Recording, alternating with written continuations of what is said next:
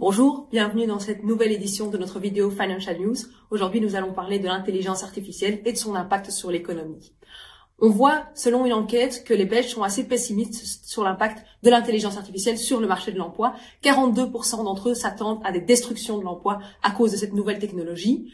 Quand on leur pose la question par rapport à leur propre emploi, les Belges sont moins pessimistes. Seuls 3% d'entre eux s'attendent à être remplacés par l'intelligence artificielle dans les prochaines années.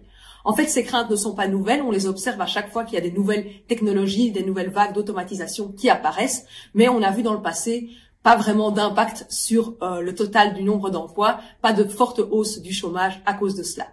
Si on regarde effectivement l'impact que pourra avoir l'intelligence artificielle sur le marché du travail en Belgique, nous estimons que probablement un tiers des travailleurs ne seront pas du tout impactés par l'intelligence artificielle parce que ce qu'ils font n'est finalement n'a aucun lien avec des procédures liées à l'intelligence artificielle.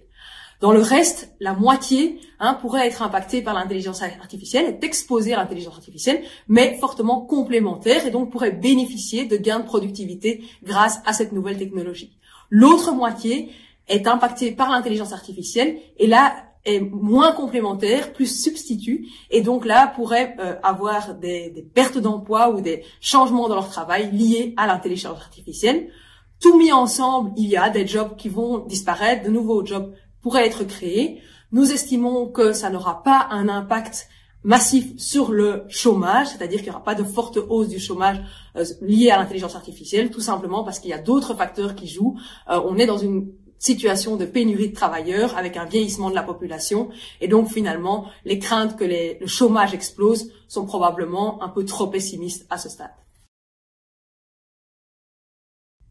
Selon notre enquête, 31% des Belges s'attendent à ce que l'intelligence artificielle ait un impact positif sur la croissance économique en Belgique, contre 18% qui s'attendent à un impact négatif. Pour que l'intelligence artificielle ait effectivement un impact sur la croissance économique, il faut que ça leur permette des gains de productivité du travail. Nous estimons, en effet, qu'on devrait voir des gains de productivité liés à l'intelligence artificielle, pas tout de suite, mais dans les prochaines années.